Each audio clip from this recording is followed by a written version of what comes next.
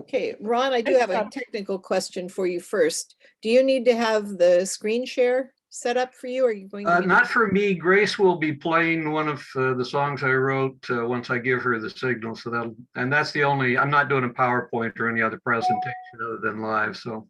Okay, and Grace, you have the screen share already set up for you? I will. Okay. Looks like you have the capability to do it. I don't have to. Okay.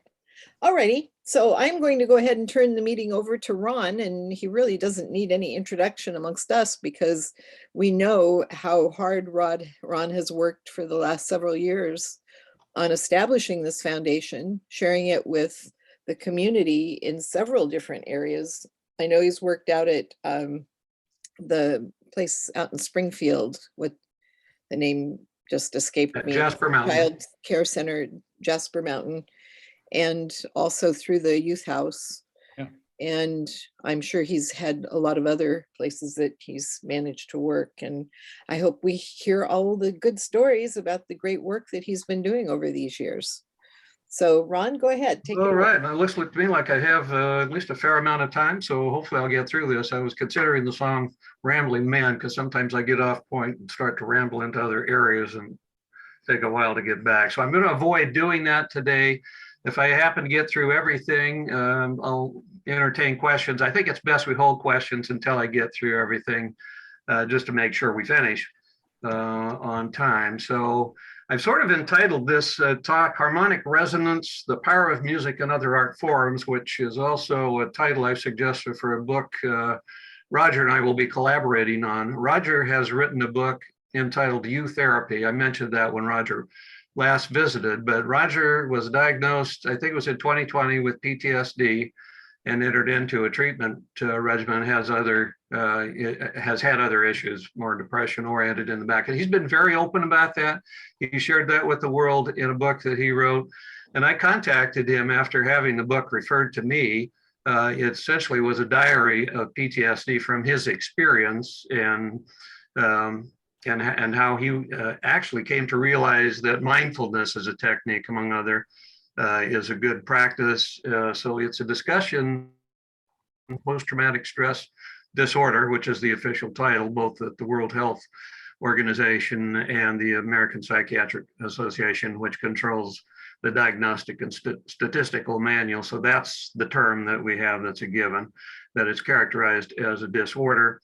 I'd like to refer to PTSD more as a dysfunction, since my take on how this is a mind disorder interacting with the brain is really a dysfunction in a process science really does not understand in terms of the existence of the mind compared to the existence of the body.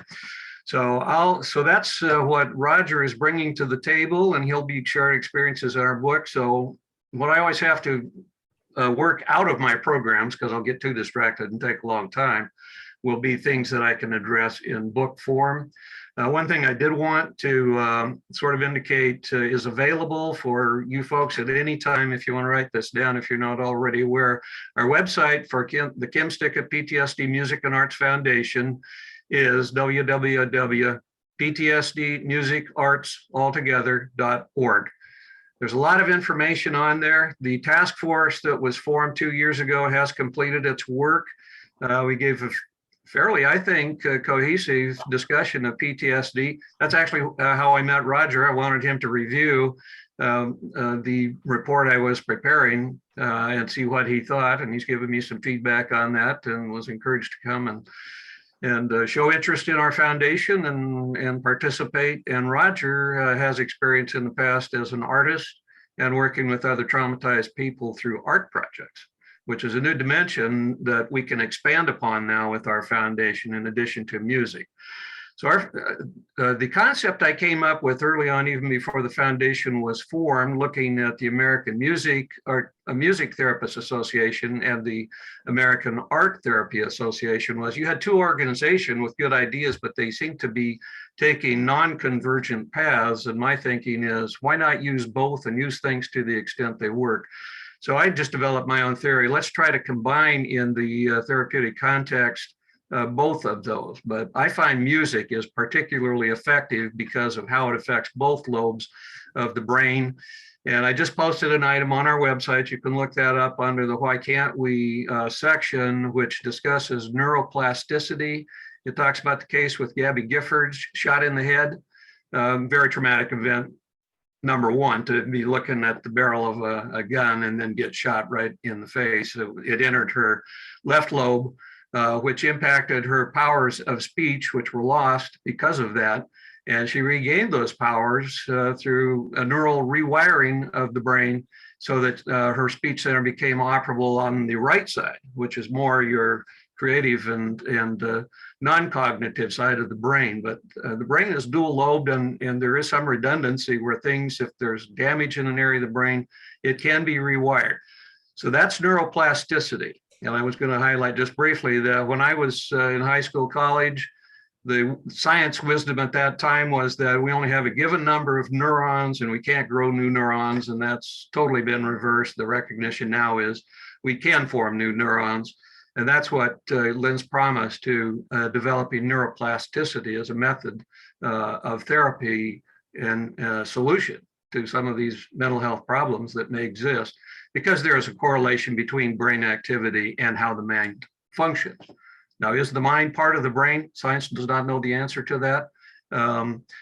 When they take images of the brain and the thinking process, there's a lot of electronic release being noticed. So what does that involve? That we have energy and we have mass. So there's some action going on there that somewhere in the middle of that is mind. And so it may be something that's truly distinct from the actual body that we get when we're born, which really may be just a conveyance, and the essence of our being is our minds and how the mind works.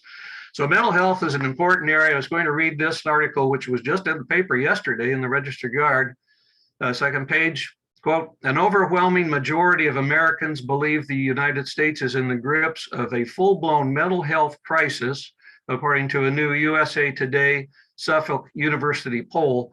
Nearly 2 years into the COVID-19 pandemic, which brought a rise in depression, anxiety, stress, addiction, and other challenges, almost 9 in 10 registered voters believe there is a mental health crisis in our country today.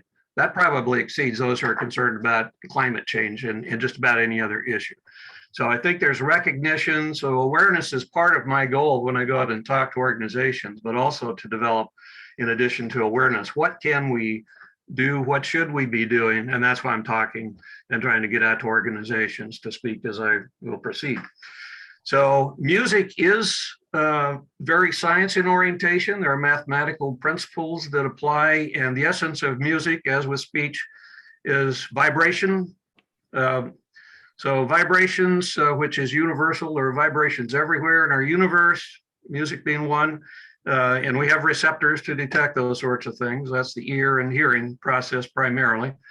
But music is something you can feel as well. So amplitude and frequency are the two characteristics with wave theory and vibrations. And some of that can be overdone. So there has to be some form of moderation, or else it's just noise. So music, I see, has great potential.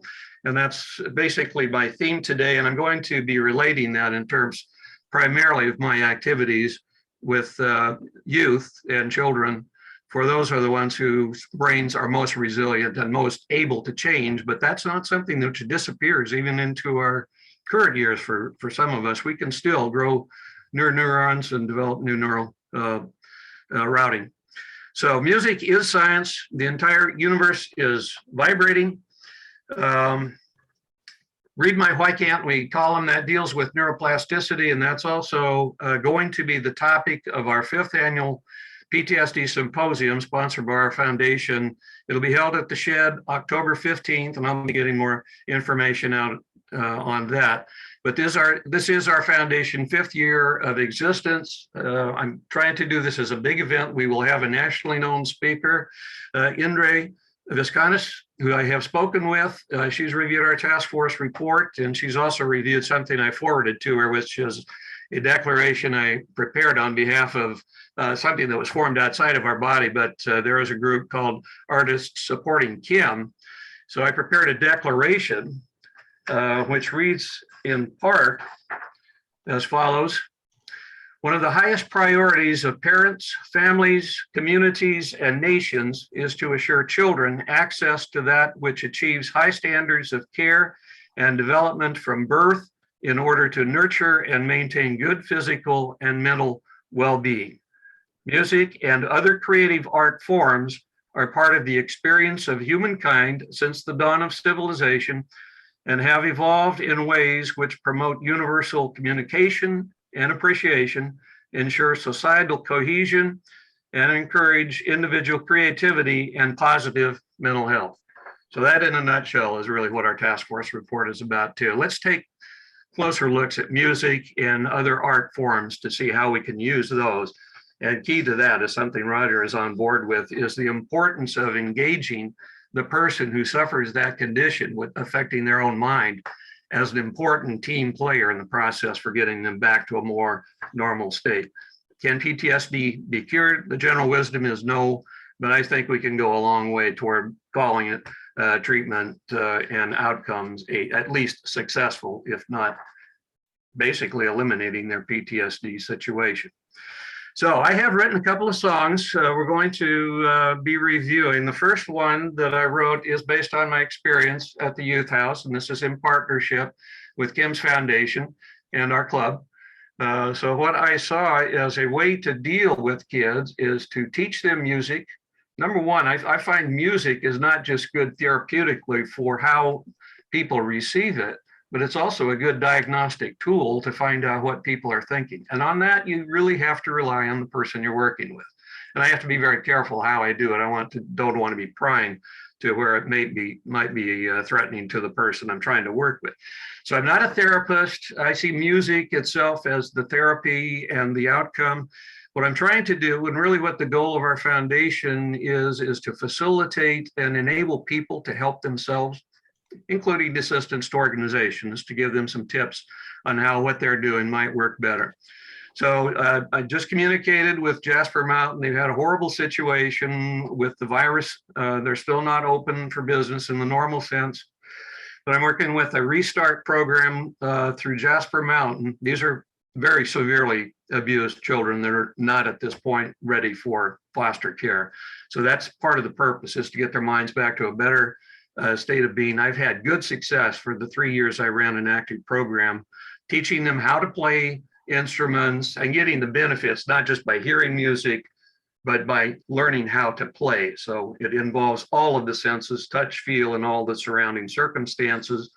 And hopefully that helps deal with what the trauma that they encountered with all of their senses involved. So that's my goal, is to give people better tools with which to deal with their own situation, and to the extent therapists and psychiatrists, psychologists are needed, to have those people aware of those tools and availability. So I promote a team approach involving as many people as need to be involved in the process.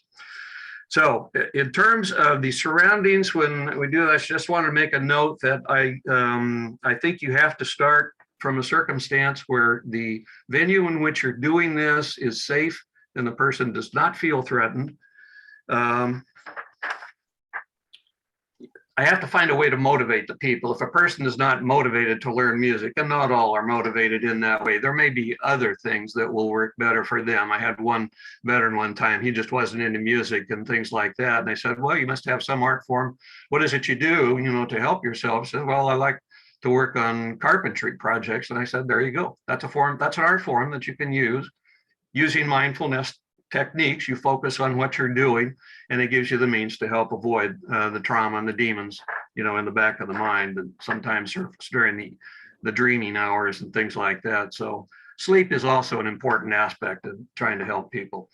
I take a disciplined approach, and for that, I think having people involved in a core group in which they can get along with other people is very important. That's not possible in Guitars for Vets, which I do. That has to be one-on-one because of VA rules. But I'm about to launch an effort with veterans also to do this as group participation as a follow-on from the mental health therapy they get to the VA. So as to the Youth House, that was one of my starting points, in addition to Jasper Mountain, to see what we could do and help. And it was hard to engage the young ladies at the Youth House. The first one I had was just a one one-on-one approach. I didn't get any other volunteers to do it that way. It's a 12-week course is the minimum I like. But I noticed as we would go through the lessons being given in the great room that they have there at the former Presbyterian church, other residents would come. I could tell they were coming down to listen. They'd be reading or something like that, but they were listening to what was going on. And the youth house was generally very quiet, just quiet as a tomb, until finally the first student actually became sort of a mentor to help me because of the knowledge she gained and her skills with music already, to help find others in the house. So the next course I taught, we had 3 people involved. And because that was a group activity, not so much focused on me in the one-on-one relationship, but as a way for the girls to interact with each other. And after an 8-month presence in the house, that was when I, for the first time, heard laughter and young ladies having fun. That was a good signal right there. And plus, these ladies were not necessarily integrating among themselves. They would have their own private rooms and would not really interact. So it was a way to get some interactivity. So I saw that as a successful process. We had one, you may remember, came and played a song. That was my first student. And I have given them recognition on our website. They all get a certificate, and they all get an award of their ukulele if they go through and complete the course. So that's really a motivational requirement to make sure they're not just taking something that can easily be sold. With Hosea, I tried to implement a program like that. It's extremely difficult. I had started a course with 5 students, and they all dropped out real quickly, except one lady who was 7 months pregnant. And I sort of encouraged her to sing to her unborn baby and things like that. And it took some time and some effort and patience on my part to have her attend as many times as she needed to. But we succeeded on that one. She learned how to sing lullabies and engage her child. And I think that's a good outcome. But Hosea is a tough territory, quite frankly. Youth area is coming into process, and it looks like from Susie's emails that we may be combining efforts on that. But I am working with Tia Barnes Youth Era to be working on music and art programs, which they had not considered as part of programs there. So for the drop-in center on 7th Avenue, I will be working with them to get those up and running. And they've asked me to also get engaged with a Youth Era project they have in Salem. There's one back in Pennsylvania. I don't know if that would be subject to being engaged, but those things are pending.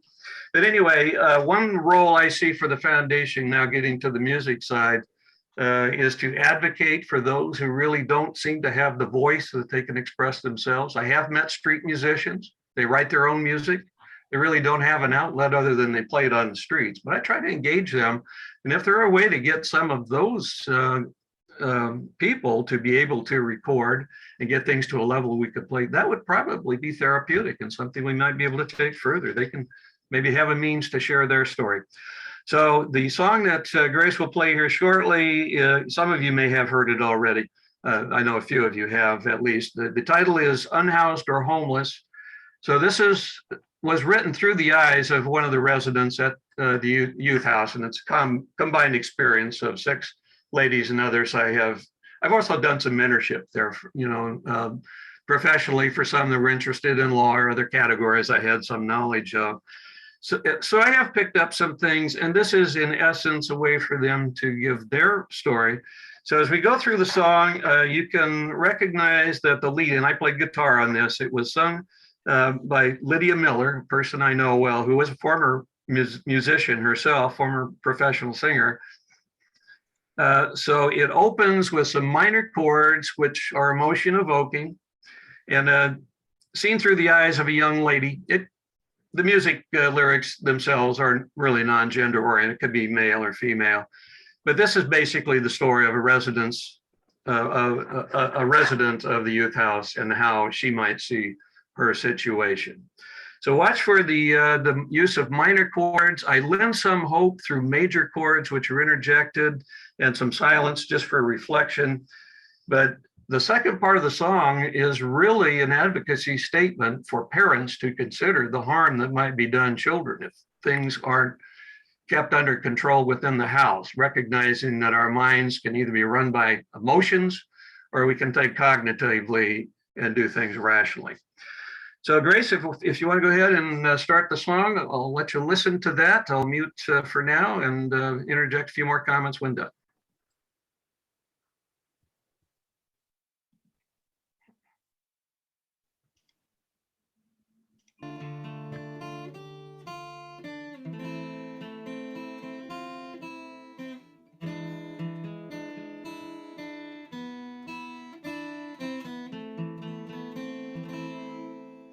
Unhoused or homeless, which one am I?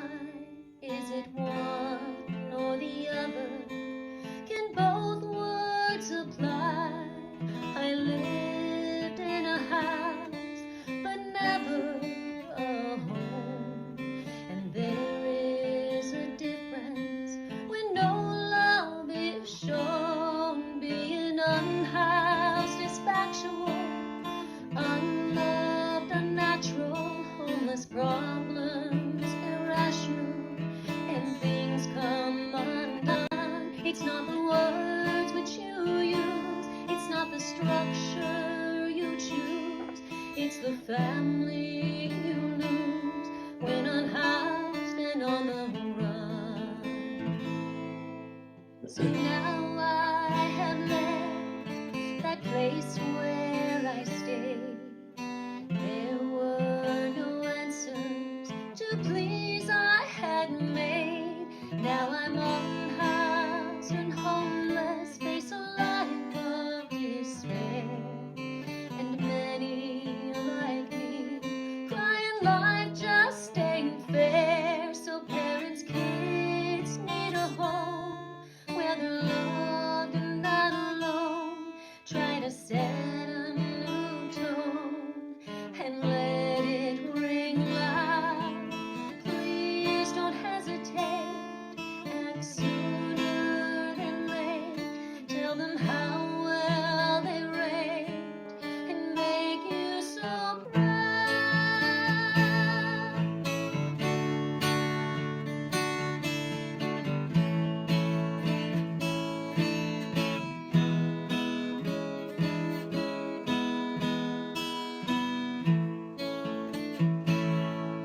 So I do some struggle over which word is right. Both conditions are wrong when they make you uptight. Find the answers you seek through those you can trust. Seek the road you should follow and do what you must.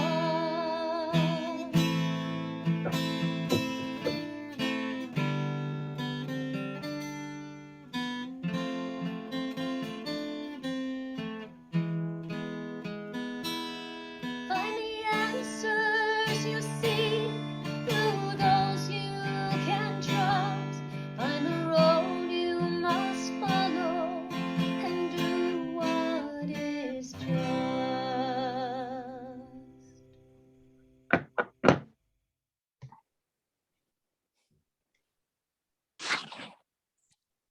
Okay, so that was dedicated to the residents at the youth house. Hopefully that's a message that gives you some emotional response, because that's intended. And actually, when you respond to things like that emotionally, that's good for your mental health from my perspective and readings, that getting shivers, feeling an emotion, emotional attachment, shedding some tears, those are all good signs as it may pertain to your own experiences with trauma or people you have known. So that's a healthy response. That's what our bodies do naturally. It's those with PTSD who haven't been able to get to that level of response, that something's trapped inside them that we need to reopen those pathways so they have a healthier way of dealing with mental health issues. So after I did that and sent that to the youth house, I did get one of my students to respond, and she was crying. But I think they're thankful, if people can recognize what they're going through and listen. So that's designed to be something that for parents, they can consider the importance of their action and the need for a positive, nurturing environment within the home. And just one more comment on that. I've been told, don't say homeless, you have to say unhoused but the song is a response to that. And I think the danger of that is if we get to thinking of them simply as being unhoused and you put a roof over their head, the problem is solved. I don't think so. Problems arose even when they were housed, and some of these kids are out on the streets. They need shelter for sure, but we need to keep working the problem, and putting a roof over her head is simply one step toward a better result, which is long-term and needs a lot of follow-on care with this kind of a condition. There's no quick, immediate solution, and that's the discipline needed in the process.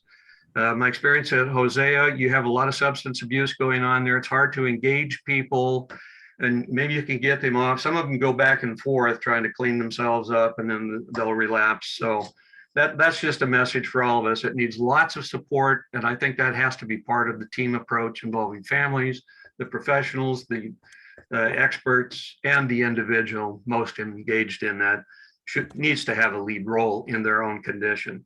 And music is a way they can help provide self-therapy to get them through the hard times.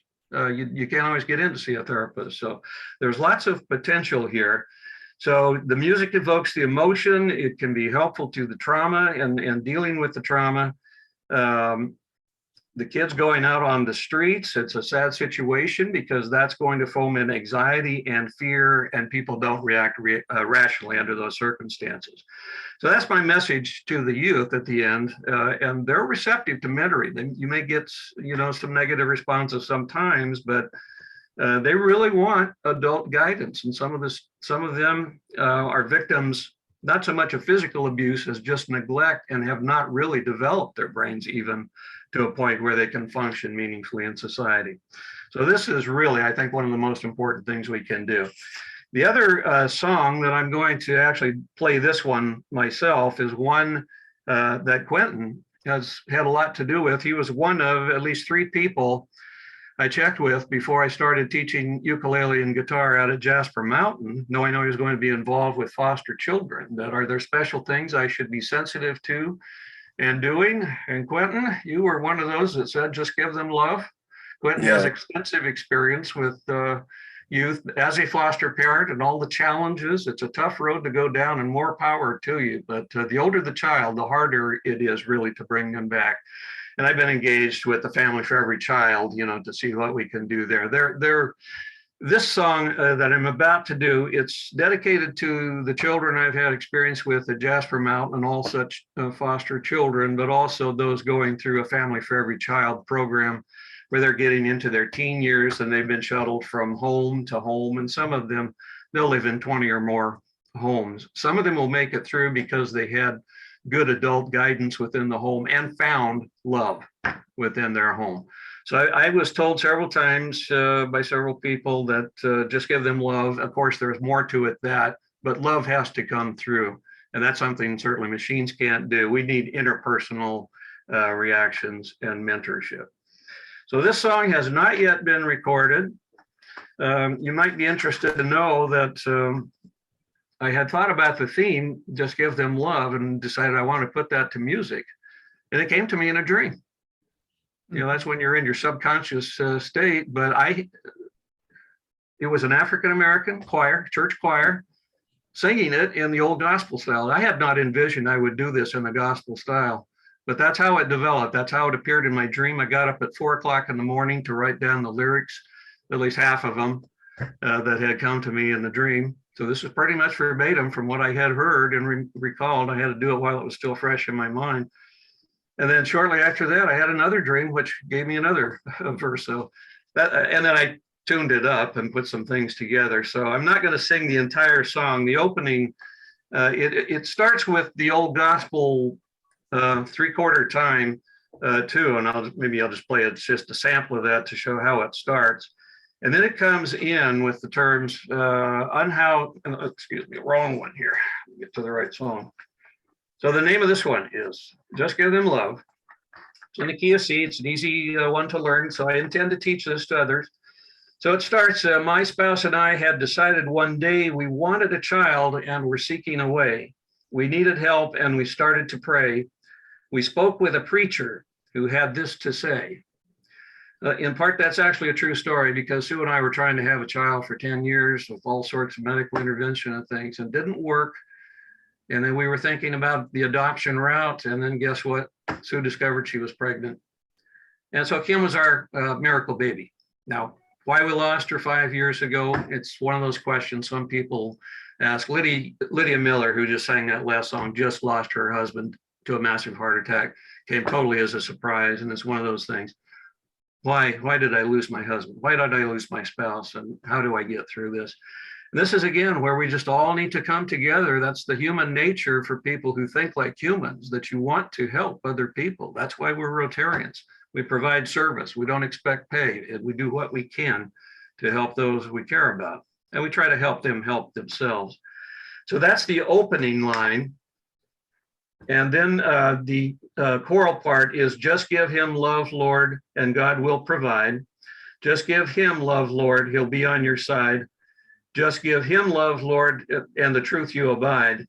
Just give him love, Lord, and keep faith alive. And then it leads into the verses I'm going to be providing. I'll sing to you, and then I'll just sing one verse of the chorus, which then changes to just give them love, which is a reference to the child or children that you're dealing with. Just give them love and God will provide. So it's recognizing one very positive source of intervention is religion. It doesn't have to be religion, but things are larger than yourself and you may need the help you need. So even atheists, I think, pray sometimes if the circumstances are dire enough. So just recall that this is a gospel style. So this is the theme that I strike in here, and it's from my heart. So just give them love, Lord, and God will provide. Just give them love, Lord, he'll be on your side. Just give them love, Lord, and the truth you can't hide. Just give them love, Lord, teach them how to survive. All right, let me grab my guitar. I hope this comes through. This Zoom is not the best medium for this, but so I've already done the verses, pretend that lead to the preacher giving his advice. So this is the preacher now talking. I think it's best that you adopt a child. Whatever the state you might find a bit wild. Among youngsters who've been abused and defiled. I once was one, said the preacher, then smiled. Just give them love, Lord, and God will provide. Just give them love, Lord, he'll be on your side. Just give them love, Lord, and the truth you can't hide. Just give them love, Lord, teach them how to survive. Nurture them well and help them grow strong.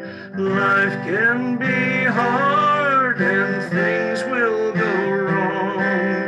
Be there for them and it won't be too long until they look up to their dad and their mom. Just give them love, Lord, and God will provide. Just give them love, Lord, he'll be on your side. Just give them love, Lord, and the truth you can't hide. Just give them love, Lord, teach them how to survive. Just give them love, Lord, teach them how to survive. Okay, that's it. That's as far as I'll go. And I'm ready for questions or comments.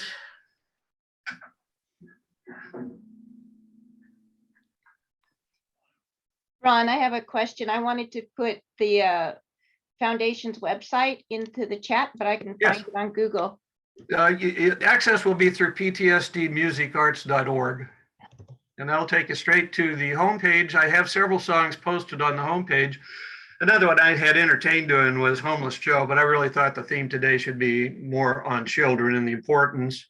And even with veterans, what they're really finding through the VA is that combat is not generally the source of trauma, that everyone who suffers PTSD as a military service designation, and this is true from my experience, probably talking to over 200 veterans, that they had abusive childhoods and probably didn't get the proper brain development that they needed. So that's something we really need to start early. Musically, children should be engaged somewhere between the age of 3 and 6. There's an area of the brain that is devoted to music. It's deeper in the brain, which I think lends opportunity for possible communication with dementia issues. That's a side issue, but there are spin-off activities that can be done to help other people musically, even retain things that maybe they can, like with Gabby Gifford, sing their thoughts out of a different area of their brain. So those are the things that that we're working on. And Homeless Joe is there if you want to play that one. That's done in a blues format. Each song I write, I'm trying to do in a different format. So cover jazz and country western probably next. Other questions or comments? Quentin, you may have something you want to say. Is Quentin here? He may have been called away. Yes, I am, Ron. Oh, there you are. Good. Go ahead. Anything you want to add to that? What I loved about the song when you shared it on yesterday, it just reminded me that it was broader for me because I could see so much in it.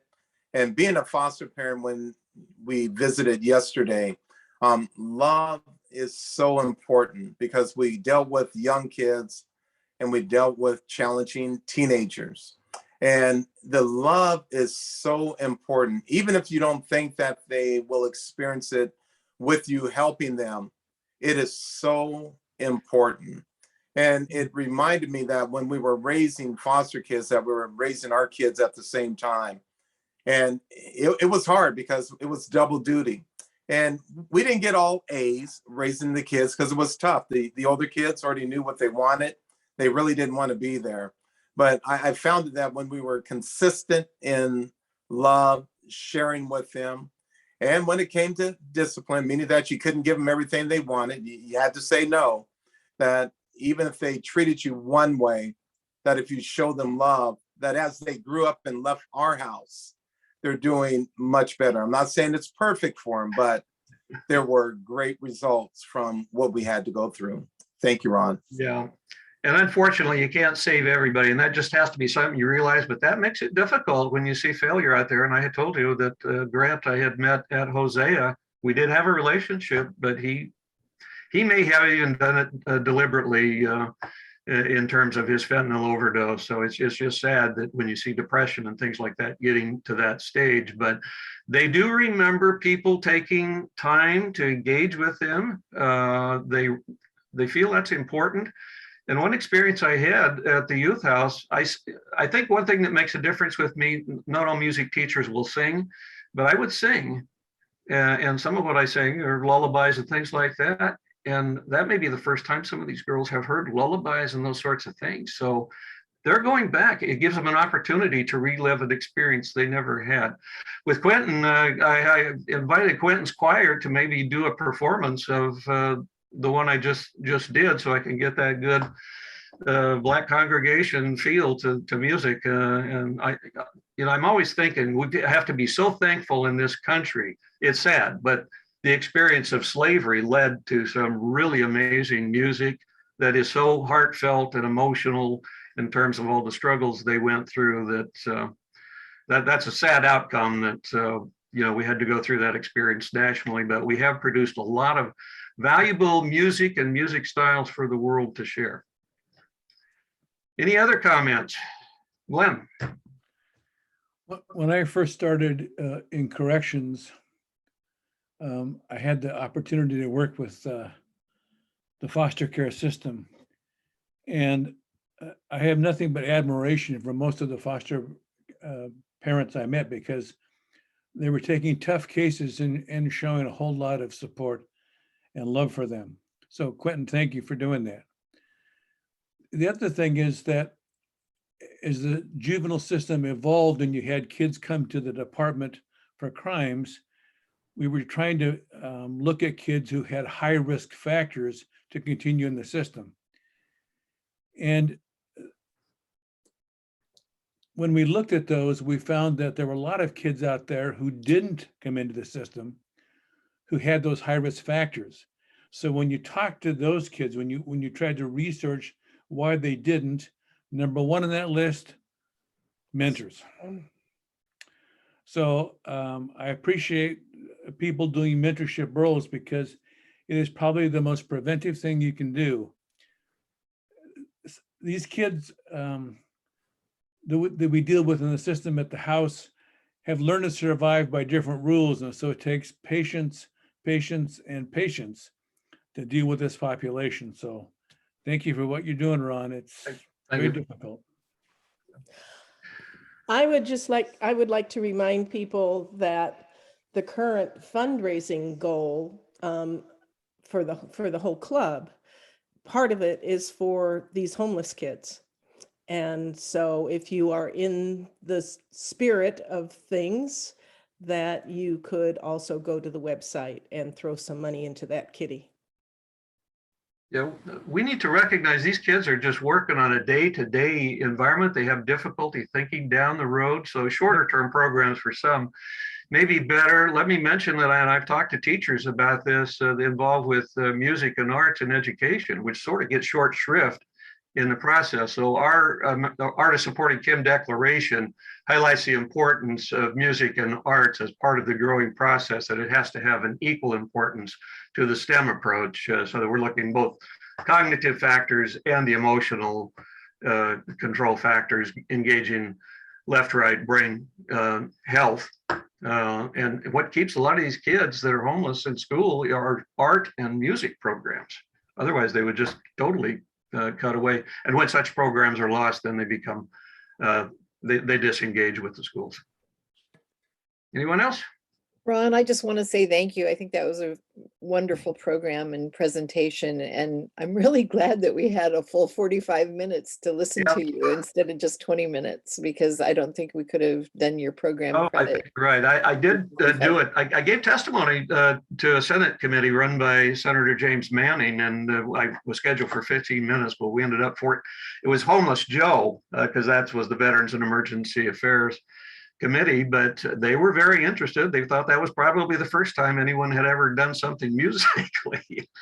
But they listened, and one value to doing these things musically as a program, which if you know of other organizations that might like to hear this, I'm willing to go out and do this in person. There's something about doing music live that also is a little better than doing the Zoom format. But yeah, it's music is a way to communicate, and you can really reach deep into the soul that way, and people listen. Yeah, for sure. Well, thank you again. And I'm going to be asking the board at our next meeting for a donation to your foundation in recognition of all this work that you've done. We'll have special needs this year as we re-engage with all the programs we ran and more, as I've sort of highlighted. Thank you. Thank you all. Thank you. Thanks, everybody. And are there any last words? Let's give Ron a hand. Thanks. Anybody have any other questions or any last words? Okay, it's wonderful to see you all again. We'll be meeting on Zoom again next week and talking about what we're going to do the following weeks. So take care, everybody. Be healthy, be well, and enjoy the rain. Bye-bye. Bye. See you Bye, next week. everybody. Bye, everyone. Bye-bye.